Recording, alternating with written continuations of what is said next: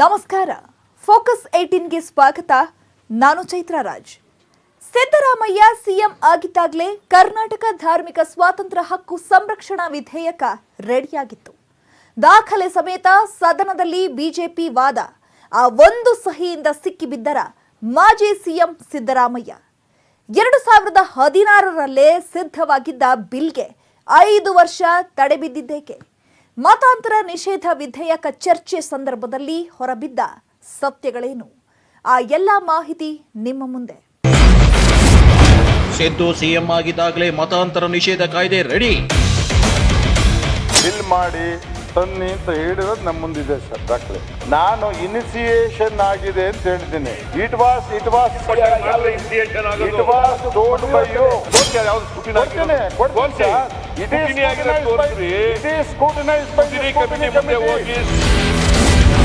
ಆ ಸಹಿಯಿಂದ ಸಿಕ್ಕಿಬಿದ್ದರ ಮಾಜಿ ಸಿಎಂ ಸಿದ್ದರಾಮಯ್ಯ. ನೋಡಿಲ್ಲ. ಹೇಳಿ. ಮಾನ್ಯ ಮುಖ್ಯಮಂತ್ರಿಗಳಂತ ಶ್ರೀಯುತ ಸಿದ್ದರಾಮಯ್ಯನವರು ಸಚಿವ ಸಂಪುಟದ ಮುಂದೆ ತರುವುದು ಅಂತ ಅದರೊಳಗೆ ಬರೆದಿದ್ದ.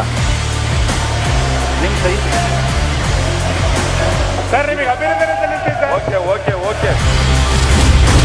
2016ರಲ್ಲಿ ಸಿದ್ಧವಾಗಿದ್ದ ಬಿಲ್ಗೆ 5 ವರ್ಷ ತಡೆ ಬಿದ್ದಿದ್ದೇಕೆ ಗೊತ್ತಾ? If I was very particular about it, 1 second ಅಲ್ಲಿ ತರಿಸ್ಕೋಬಹುದಾಗಿತ್ತು. ನಾನು ಸಬ್ಜೆಕ್ಟ್ ಕ್ಯಾಬಿನೆಟ್ ಮುಂದೆ, ನೆಕ್ಸ್ಟ್ ಕ್ಯಾಬಿನೆಟ್ ಮುಂದೆ ತರಿಸ್ಕೊಂಡು ಪಾಸ್ ಮಾಡಬಹುದಾಗಿತ್ತು. ಬಿಕಾಸ್ ನಮಗೆ ಅದರಲ್ಲಿ ಆಸಕ್ತಿ ಇರಲಿಲ್ಲ. ಇವ್ರು ಬಂದು 2.5 ವರ್ಷ, ಸಮ್ಮಿಶ್ರ ಸರ್ಕಾರ 1 ವರ್ಷ 2 ತಿಂಗಳು, ಕ್ಯಾಬಿನೆಟ್ ಯಾಕೆ ತಂದ್ರಿ? 3.5 ವರ್ಷ.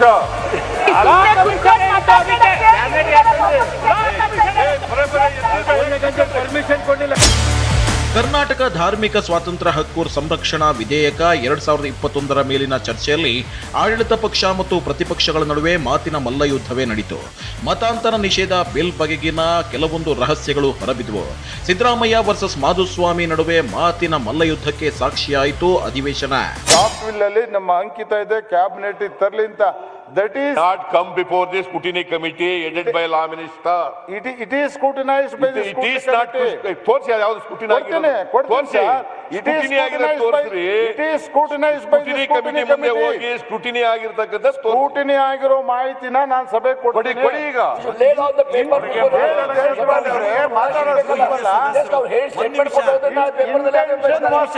ನೀವೇ ಇಟ್ಟು ಈಗ ನೀವೇ ಒಂದೇ ನಿಮಿಷ. ಆಡಳಿತ ಪಕ್ಷದ ಸಚಿವರು ಮತ್ತು ಸದಸ್ಯರು ಪ್ರತಿಪಕ್ಷದ ದಾಳಿಯನ್ನ ಎದುರಿಸಲು ಸರ್ವಾರ್ಥ ಸನ್ನದ್ಧರಾಗಿ ಬಂದಿದ್ರು ಅನ್ನೋದು ಗುರುವಾರದ ಚರ್ಚೆ ವೇಳೆ ಸಾಬೀತಾಯಿತು. ಪ್ರತಿಪಕ್ಷಗಳು ಮಾಡಿದ ಒಂದೊಂದು ಆರೋಪ, ಮತಾಂತರ ನಿಷೇಧ ಕಾಯ್ದೆಯನ್ನ ವಿರೋಧಿಸುವ ಒಂದೊಂದು ಪ್ಲಾನ್ಗೂ ಸಾಕ್ಷ್ಯಾಧಾರಗಳ ಸಮೇತ ಬಿಜೆಪಿ ಪ್ರತ್ಯುತ್ತರ ಕೊಟ್ಟು ಸೈ ಎನಿಸಿಕೊಂಡಿದ್ದು ಮಾತ್ರ ನಿಜ. ಗುರುವಾರ ಸದನದಲ್ಲಿ ಮತಾಂತರ ಕಾಯ್ದೆ ನಿಷೇಧ ಚರ್ಚೆ ವೇಳೆ ಆಡಳಿತ ಪಕ್ಷ ಮತ್ತು ವಿಪಕ್ಷಗಳ ನಡುವೆ ನಡೆದ ಮಾತಿನ ಮಲ್ಲಯುದ್ಧದ ಒಂದಷ್ಟು ಮೇಜರ್ ಪಾಯಿಂಟ್ಗಳನ್ನ ನಿಮ್ಮ ಮುಂದೆ ಇಡ್ತಾ ಇದ್ದೀವಿ ನೋಡಿ. ಕಾಯ್ದೆ ವಿರೋಧಿಸಿದ ಕಾಂಗ್ರೆಸ್ಗೆ ಬಿಜೆಪಿ ಕೊಡ್ತು ಶಾಕ್. ಸಿದ್ದು ಸಿಕ್ಕಿಸಿ ಹಾಕಲು ಚಕ್ರವ್ಯೂಹ ಹೆಣೆತ ಕಮಲ ಪಡೆ. ಕರ್ನಾಟಕ ಧಾರ್ಮಿಕ ಸ್ವಾತಂತ್ರ್ಯ ಹಕ್ಕು ಸಂರಕ್ಷಣಾ ವಿಧೇಯಕವನ್ನ ಸಂಕ್ಷಿಪ್ತವಾಗಿ ಸದನದಲ್ಲಿ ಗೃಹ ಸಚಿವ ಅರಗ ಜ್ಞಾನೇಂದ್ರ ಮಂಡಿಸಿದರು. ಆ ಬಳಿಕ ಎದ್ದು ನಿಂತು ಮಾತನಾಡಿದ ಕಾನೂನು ಮತ್ತು ಸಂಸದೀಯ ಸಚಿವ ಮಾಧುಸ್ವಾಮಿ, ಮತಾಂತರದಿಂದ ಜನರ ನೆಮ್ಮದಿ ಹಾಳಾಗ್ತಿದೆ, ನಾವು ಯಾವ ಧರ್ಮವನ್ನ ಉಲ್ಲೇಖಿಸಿಲ್ಲ ಅಂತ ಹೇಳಿದ್ರು. ಅಷ್ಟೇ ಅಲ್ಲ, ಈ ವಿಧೇಯಕವನ್ನ ನಾವು ಮಾಡಿದ್ದಲ್ಲ, ಕಾಂಗ್ರೆಸ್ ಕಾಲದಲ್ಲೇ ಅಂದ್ರೆ ಸಿದ್ದರಾಮಯ್ಯ ಸಿಎಂ ಆದಾಗಲೇ 2016ರಲ್ಲಿ ಈ ವಿಧೇಯಕಕ್ಕೆ ಅನುಮೋದನೆ ಸಿಕ್ಕಿದೆ ಅಂತ ಮಾಧುಸ್ವಾಮಿ ಹೇಳಿದ್ರು.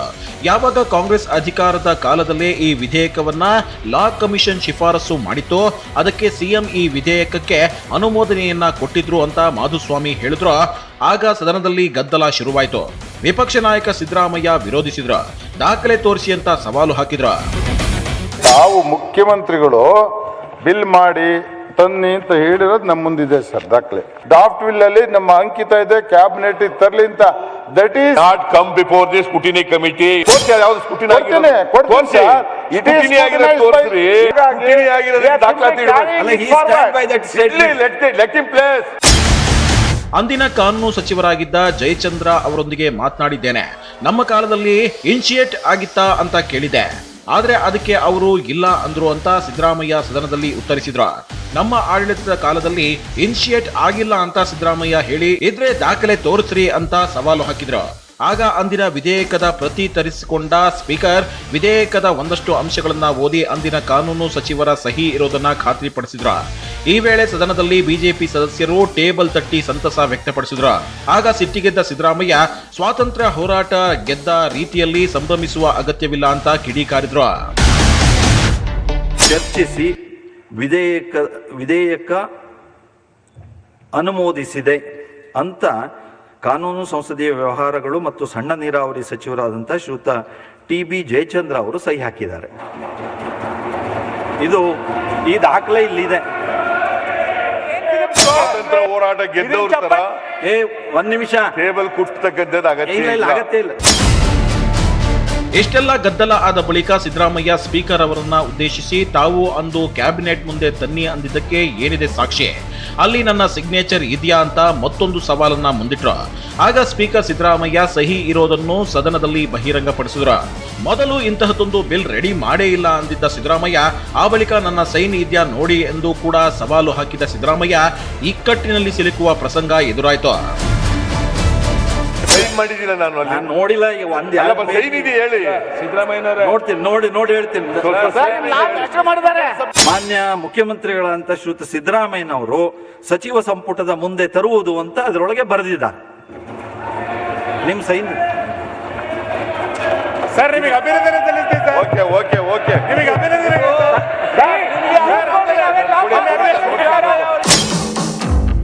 ಒಂದೇ ಒಂದು ಸಹಿಯಿಂದ ಸದನದಲ್ಲಿ ವಿಪಕ್ಷ ನಾಯಕ ಸಿದ್ದರಾಮಯ್ಯ ಇಕ್ಕಟ್ಟಿಗೆ ಸಿಲುಕಿದ್ರು. ಮತಾಂತರ ನಿಷೇಧ ಕಾಯ್ದೆಯನ್ನ ವಿರೋಧಿಸುವ ಕಾಂಗ್ರೆಸ್ ಅನ್ನೇ ಇಕ್ಕಟ್ಟಿಗೆ ಸಿಲುಕಿಸುವ ಬಿಜೆಪಿ ತಂತ್ರವು ಇಲ್ಲಿ ಯಶಸ್ವಿಯಾಯಿತು. ಬಿಜೆಪಿ ಸದಸ್ಯರು ಮೇಜು ಕುಟ್ಟಿ ಸಂಭ್ರಮಿಸಿದ್ರು. ಕಾಂಗ್ರೆಸ್ನವರದ್ದು ಡಬಲ್ ಸ್ಟ್ಯಾಂಡರ್ಡ್ ಅಂತ ಬಿಜೆಪಿ ಸದಸ್ಯರು ಆಕ್ರೋಶ ವ್ಯಕ್ತಪಡಿಸಿದ್ರು. ಡಬಲ್ ಸ್ಟ್ಯಾಂಡರ್ಡ್ ಕಾಂಗ್ರೆಸ್ಸಿನ ಹಿಟ್ಟುಕೇಟ್ ಅಧ್ಯಕ್ಷರೇ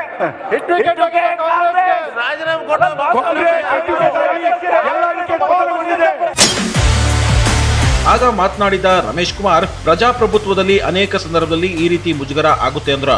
ಆಗ ಹೂ ಅಂತ ಬಿಜೆಪಿ ಸದಸ್ಯರು ಹಾಸ್ಯ ಮಾಡಿದಾಗ ಸಿಟ್ಟಾದ ರಮೇಶ್ ಕುಮಾರ್ ಗರಂ ಆದ್ರು. ಈ ತರದ ಸಂದರ್ಭಗಳು ನಮಗೆ ಮುಜುಗರ ಉಂಟಾಗ್ತಕ್ಕಂಥದ್ದು ಅನೇಕ ವೇಳೆ ಅನೇಕ ಸರ್ಕಾರಗಳಿಗೆ ಆಗಿದೆ. ಎಸ್, ಏನು ಅವ್ರಿಗೆ ಏನು ಅರ್ಥ ಆಗಿದೆ ಅಂತ ಸ್ವಲ್ಪ ನಿನ್ನೆ ನಮ್ಮ ಅವರೆಲ್ಲ ಕಟ್ ಮಾಡಿದ್ದೀರಿ.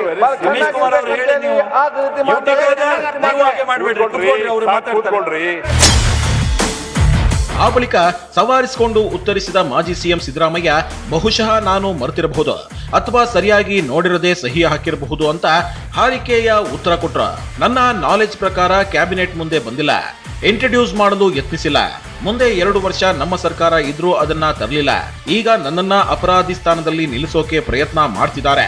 ನಿಮ್ಮಿಂದ ಪಾಠ ಕಲಿಯೋ ಅಗತ್ಯ ಇಲ್ಲ ಅಂತ ಸಿದ್ದರಾಮಯ್ಯ ಹೇಳಿದ್ರು. ಈ ವೇಳೆ ಎದ್ದು ನಿಂತ ಕಾನೂನು ಸಚಿವ ಮಾಧುಸ್ವಾಮಿ ಸಿದ್ದರಾಮಯ್ಯಗೆ ತಿರುಗೇಟು ಕೊಟ್ರು. ಈ ಕಾನೂನು ತಂದಿದ್ದೀವಿ ಅಂತ ಪ್ರಸ್ತಾಪ ಮಾಡಿದ್ದಾರೆ. ಹೋಮ್ ಮಿನಿಸ್ಟರ್ ಕೂಡ ಪ್ರಸ್ತಾಪ ಮಾಡಿದ್ದಾರೆ. ನಾನು ಕಡತ ನೋಡಿದೆ. ಅದರಲ್ಲಿ ಕಡತ ಮಂಡಿಸುವುದು ಅಲ್ಲ, ಸಚಿವ ಸಂಪುಟದ ಮುಂದೆ ತರುವುದು ಅಂತ ನಾನು ಬರೆದಿರೋದು ನಿಜ. ಫಾರ್ಮರ್ CMC ನನಗೆ ಗೊತ್ತಿರಲಿಲ್ಲ, ಸೈನ್ ಆಗದೆ ಕ್ಯಾಬಿನೆಟ್ ತಗೊಂಬಂದೆ ಅಂತ ಹೇಳಿದ್ರೆ ನೋಡ್ತೀನಿ ಅಂತ ಹೇಳಿದ್ದು. ಅದು ನೋಡಿ ಸರ್, ಆ ಮಾತು ಹೇಳ್ಬೇಡಿ. ನೋಡ್ತೀನಿ ಅಂತ ಅಲ್ಲ, ಒಬ್ಬ ಮುಖ್ಯಮಂತ್ರಿಗೆ ನನ್ನನ್ನ ಅಪರಾಧಿ ಸ್ಥಾನದಲ್ಲಿ ನಿಲ್ಲಿಸ್ಲಿಕ್ಕೆ ಇವರೆಲ್ಲ ಪ್ರಯತ್ನ ಮಾಡ್ತಾ ಇದ್ದಾರಲ್ಲ. ನಾವು ನಿಮ್ಗೆ ಅಪರಾಧಿ ಸ್ಥಾನದಾಗೂ ನಿಲ್ಸಕ್ ಇಷ್ಟಪಟ್ಟಿಲ್ಲ. ಮಾತಾಡಕ್ ಬಿಡಿ ಪ್ಲೀಸ್. 2014 ಮಂತ್ರಿ ಆಗಿದ್ದೇನೆ. I know rules of business ಗೊತ್ತಿದೆ, ನನಗೂ ಕೂಡ ಗೊತ್ತಿದೆ ರೂಲ್ಸ್ ಆಫ್ ಬಿಸ್ನೆಸ್. ನಿಮ್ಮಿಂದ ಪಾಠ ಕಲಿಬೇಕಾದ ಅಗತ್ಯ ಇಲ್ಲ. ಸಿದ್ದರಾಮಯ್ಯನವ್ರಿಗೆ ಪಾಠ ಕಲಿಸಿ ನಮ್ಮ ಪಕ್ಷಕ್ಕೆ ಏನಾಗ್ಬೇಕಾಗಿಲ್ಲ. ನಾವು ಕಲ್ತ್ಕೊಂಡು ತಿರ್ಗಾ ಎಲೆಕ್ಷನ್ ಗೆಲ್ಬೇಕಂತ ಒದ್ದಾಡ್ತಿರೋರು ನಾವು. ಈ ಸಂದರ್ಭದಲ್ಲಿ ಎದ್ದು ನಿಂತ ಮಾಜಿ ಸಿಎಂ ಯಡಿಯೂರಪ್ಪ, ನೀವು ಮಾಡಿದ್ದನ್ನೇ ಒಪ್ಪಲ್ಲ ಅಂದ್ರೆ ಏನ್ ಹೇಳೋದು? ತಾವೇ ಮಾಡಿದ್ದನ್ನ ಒಪ್ಪಲ್ಲ ಅಂದ್ರೆ ಅಪಹಾಸ್ಯವಾಗುತ್ತೆ. ಈ ಕಾಯ್ದೆಗೆ ವಿರೋಧ ಬೇಡ, ಒಪ್ಕೊಳ್ಳಿ ಅಂತ ಸಿದ್ದರಾಮಯ್ಯಗೆ ಟಾಂಗ್ ಕೊಟ್ರು. ಕಾನೂನು ಪಂಡಿತರಿದ್ದೀರಾ, ಹೋಗಿ ಫೈಲನ್ನ ಒಳಗಡೆ ಹೋಗಿ ನೋಡ್ಕೊಂಬನ್ನಿ. ಅದು ನಿಜ ಆದ್ರೆ ಅಕ್ಸೆಪ್ಟ್ ಮಾಡ್ಕೊಂಡು ಮಸೂದೆಯನ್ನು ಪಾಸ್ ಮಾಡಿಸ್ಕೊಳ್ಳಿ. ಅದಲ್ಲ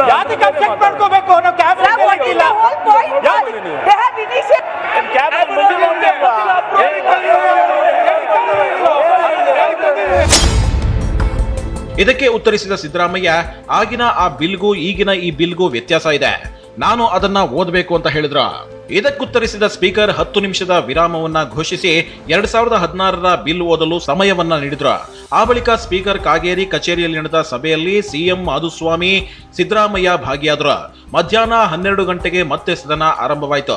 ಆ ಬಳಿಕ ಮತ್ತೆ ಮಾತು ಮುಂದುವರಿಸಿದ ವಿಪಕ್ಷ ನಾಯಕ ಸಿದ್ದರಾಮಯ್ಯ, ತಾವು ಮತಾಂತರ ನಿಷೇಧ ಕಾಯ್ದೆಯನ್ನ ಸಂಪುಟದ ಮುಂದೆ ತನ್ನಿ ಅಂತ ಬರೆದಿದ್ದು ಸತ್ಯ, ಆದ್ರೆ ಮತ್ತೆ ಅದನ್ನ ಮುಂದುವರಿಸಿಲ್ಲ ಅಂತ ಸ್ಪಷ್ಟನೆ ಕೊಟ್ರು. ಅದನ್ನ ತರಬೇಕು ಅಂತಕ್ಕಂಥದ್ದು ಇಂಟೆನ್ಷನ್ ಇರಲಿಲ್ಲ. ಲಾ ಕಮಿಷನ್ ಅವರು ಒಂದು ಡ್ರಾಫ್ಟ್ ಬಿಲ್ ತಯಾರು ಮಾಡಿದ್ರು. ಆ ಡ್ರಾಫ್ಟ್ ಬಿಲ್ಲು ಲಾ ಮಿನಿಸ್ಟರ್ಗೆ ಹೋಗಿತ್ತು, ಸ್ಕ್ರೂಟಿನಿ ಮಾಡಿದ್ರು. ಸ್ಕ್ರೂಟಿನಿ ಮಾಡಿದ್ಮೇಲೆ ಸಮಾಜ ಕಲ್ಯಾಣ ಸಚಿವರ ಹತ್ರ ಹೋಗಿದ್ರು. ಸಮಾಜ ಕಲ್ಯಾಣ ಸಚಿವರು ನನ್ನ ಹತ್ರ ಕೊಟ್ಟಿದ್ರು. ನಾನು ಅದನ್ನು ಕ್ಯಾಬಿನೆಟ್ ಮುಂದೆ ತಗೊಬರ್ರಿ ಅಂತ ಹೇಳಿದ್ದೆ, ಅಷ್ಟೇ. ಅಲ್ಲಿಗೆ ನಿಂತೋಯ್ತು ಅದು. ಅಲ್ಲಿಂದ ಮುಂದಕ್ಕೆ ಅದು ಬರಲೇ ಇಲ್ಲ. ಆ ವಿಚಾರನೂ ಬರಲಿಲ್ಲ, ನಾವು ಅದನ್ನು ಚರ್ಚೆನೂ ಮಾಡಲಿಲ್ಲ, ಏನೂ ಇಲ್ಲ. ಈ ವೇಳೆ ಮಾಧುಸ್ವಾಮಿ ಎದ್ದು ನಿಂತು, ನಿಮ್ಮ ಕಾಲದಲ್ಲೇ ಬಿಲ್ ಮೆನ್ಷನ್ ಆಗಿತ್ತು, ಅದನ್ನೇ ತಂದಿದ್ದೇವೆ, ಅದರಲ್ಲಿ ಏನಿದೆ ಅನ್ನೋ ಚರ್ಚೆ ಬೇಡ ಅಂದ್ರು. ಆಗ ವಿಪಕ್ಷ ನಾಯಕ ಸಿದ್ದರಾಮಯ್ಯ, ಬಿಲ್ ಮೇಲೆ ಚರ್ಚೆ ಮಾಡ್ತಿರೋದು, ನಾನು ಸಹಿ ಹಾಕಿದ್ದ ಬಿಲ್ಗೂ ಇದಕ್ಕೂ ಅಜಗಜಾಂತರ ವ್ಯತ್ಯಾಸ ಇದೆ. ಇದು ಉತ್ತರ ಪ್ರದೇಶ, ಗುಜರಾತ್ನ ರಾಜ್ಯಗಳ ಮತಾಂತರ ನಿಷೇಧ ಕಾಯ್ದೆಯ ಕಟ್ ಅಂಡ್ ಪೇಸ್ಟ್ ಅಂತ ಹೇಳಿದ್ರು. ಲಾ ಕಮಿಷನ್ ಅವರು ಮಾಡಿದಂತ ಡ್ರಾಫ್ಟ್ ಬಿಲ್ಗೂ ಈ ಬಿಲ್ಗೂ ಅಜಗಜಾಂತರ ವ್ಯತ್ಯಾಸ ಇದೆ.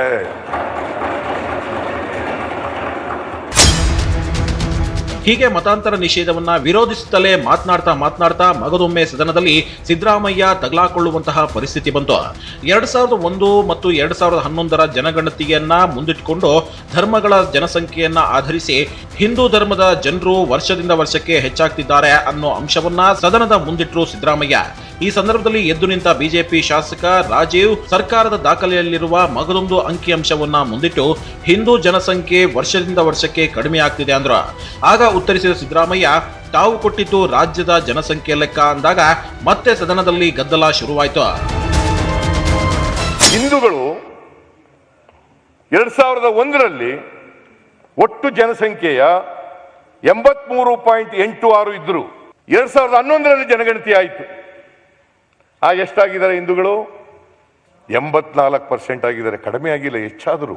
ಸೊ ಹಿಂದೂಗಳ ಜನಸಂಖ್ಯೆ ಕಡಿಮೆ ಆಗ್ತಾ ಇದೆ. ಕನ್ವರ್ಷನ್ ಆಗಿ ಆಗಿ ಆಗಿ ಆಗಿ ಆಗಿ ಆಗಿ ಕಡಿಮೆ ಆಗ್ತದೆ ಅಂತಕ್ಕಂಥದ್ದು ಸತ್ಯಕ್ಕೆ ದೂರವಾದದ್ದು. ನನ್ನ ಹತ್ರ ಇರುವಂಥದ್ದು 2001ರಲ್ಲಿ ಇದ್ದಂತಹ ಹಿಂದೂ ಜನಸಂಖ್ಯೆ 83.86 ಇದ್ದಿದ್ದು 2011ಕ್ಕೆ ಗವರ್ನಮೆಂಟ್ ಡಾಕ್ಯುಮೆಂಟ್ ನಾನು ತಗೊಂಡಿದ್ದೀನಿ 79.80 ಆಗಿದೆ. ಮಾನ್ಯ ಪ್ರತಿಪಕ್ಷದ ನಾಯಕರು ಹೇಳ್ತಾ ಇದ್ದಾರೆ ಇದು 84% ಆಗಿದೆ ಅಂತ ಹೇಳಿ. ಅದಕ್ಕಾಗಿ ಖಚಿತಪಡಿಸಬೇಕು ಅಂತ ಹೇಳಿ ನಾನು ಪಾಯಿಂಟ್ ಆಫ್ ತಂದಿದ್ದೀನಿ. ರಾಷ್ಟ್ರದ್ದು ಒಂದು ಜನಗಣತಿ ರಿಪೋರ್ಟ್ ಇರ್ತದೆ, ರಾಜ್ಯದ್ದೊಂದು ಜನಗಣತಿ ರಿಪೋರ್ಟ್ ಇರ್ತದೆ. ಹಾಗೆ ಬೇರೆ ಬೇರೆ ರಾಜ್ಯಗಳಲ್ಲಿ ಇರ್ತದೆ, ಕರ್ನಾಟಕದ್ದು ಕೂಡ ಇರ್ತದೆ. ನಾನು ಕರ್ನಾಟಕ ರಾಜ್ಯದ್ದು ಮಾತ್ರ ಹೇಳಿದ್ದು, ನ್ಯಾಷನಲ್ ಅಲ್ಲ. ಕರ್ನಾಟಕ ರಾಜ್ಯದ್ದು ಸದನಕ್ಕೆ ತಪ್ಪು ಮಾಹಿತಿ ಕೊಡಬಾರ್ದಲ್ಲ.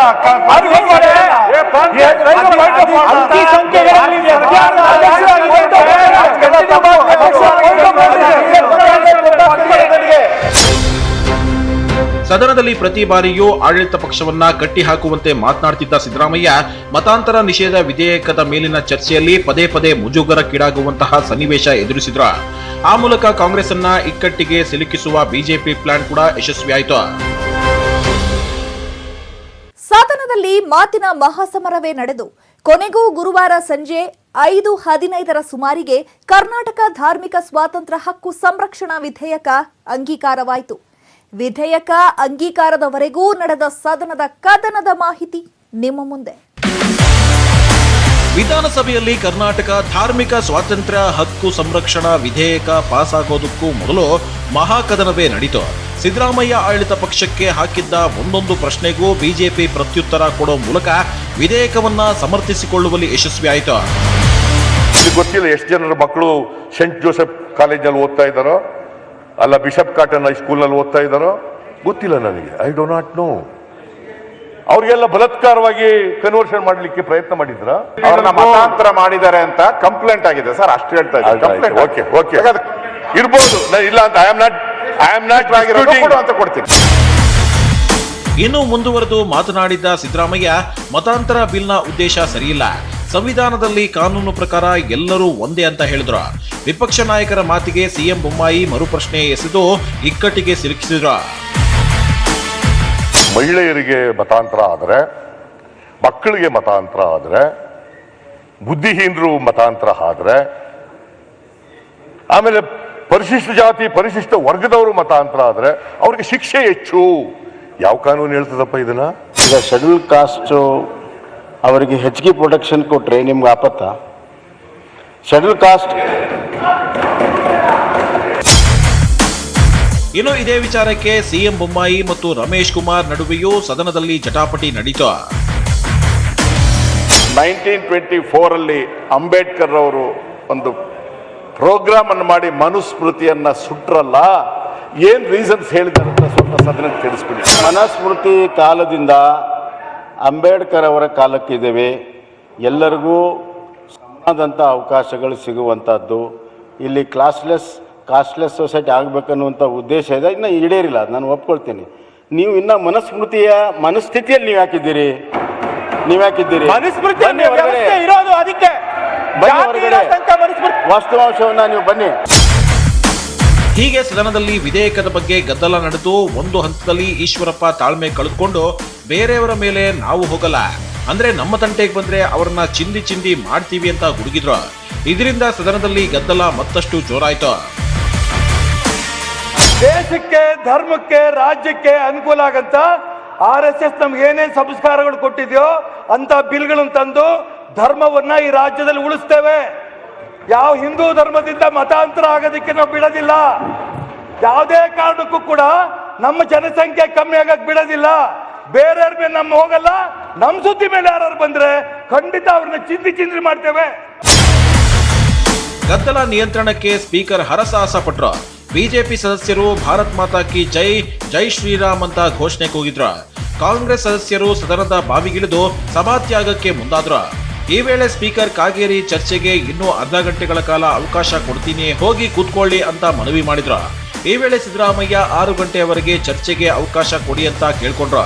ಈ ಮಧ್ಯೆ ಎದ್ದು ನಿಂತ BSY ಮಸೂದೆ ಅಂಗೀಕಾರ ಮಾಡಿ ಅಂತ ಸ್ಪೀಕರ್ಗೆ ಒತ್ತಡ ಹೇರಿದ್ರು. ನೀವ್ಯಾಕೆ ತಲೆ ಕೆಡಿಸ್ಕೊಂತೀರಾ? ಮುಖ್ಯಮಂತ್ರಿಗಳು ಏನ್ ಹೇಳ್ತಾರೆ ಕೇಳ್ಬಿಟ್ಟು ಬಿಲ್ ಅನ್ನು ಪಾಸ್ ಮಾಡಿ ಮುಂದಿನ ಕಾರ್ಯಕ್ರಮ ನಡೆಸಿ, ಇನ್ನೇನು ಚರ್ಚೆ ಮಾಡ್ತೀರಾ? ಇದಾದ ನಂತರ ಗದ್ದಲದ ನಡುವೆಯೇ ಸ್ಪೀಕರ್ ವಿವಾದಿತ ಮಸೂದೆಯನ್ನ ಅಂಗೀಕಾರ ಮಾಡಿದ್ರು. ಧ್ವನಿ ಮತದ ಮುಖಾಂತರ ಮಸೂದೆ ಅಂಗೀಕಾರವಾಯಿತು. ಆದರೆ ಪರಿಷತ್ನಲ್ಲಿ ಮಾತ್ರ ಇನ್ನೂ ಕರ್ನಾಟಕ ಧಾರ್ಮಿಕ ಸ್ವಾತಂತ್ರ್ಯ ಹಕ್ಕು ಸಂರಕ್ಷಣಾ ವಿಧೇಯಕ ಮಂಡನೆಯಾಗಿಲ್ಲ. ಪರಿಷತ್ನಲ್ಲಿ ಬಿಜೆಪಿಗೆ ಬಹುಮತ ಇಲ್ಲ. ಹೀಗಾಗಿ ಮುಂದಿನ ಅಧಿವೇಶನದ ವೇಳೆಗೆ ಬಿಜೆಪಿ ಪರಿಷತ್ನಲ್ಲಿ ಬಹುಮತ ಸಾಧಿಸೋ ಕಾರಣ ಆಗ್ಲೇ ಈ ಬಿಲ್ ಪರಿಷತ್ನಲ್ಲಿ ಮಂಡನೆಯಾಗಲಿದೆ ಅಂತಾನು ಹೇಳಲಾಗ್ತಿದೆ. ಇದಾಗಿತ್ತು ಈ ಹೊತ್ತಿನ ಫೋಕಸ್ 18. ನೋಡ್ತಾ ಇರಿ News 18 ಕನ್ನಡ. ಜಾಲ ನಮ್ಮದು, ಬಲ ನಿಮ್ಮದು.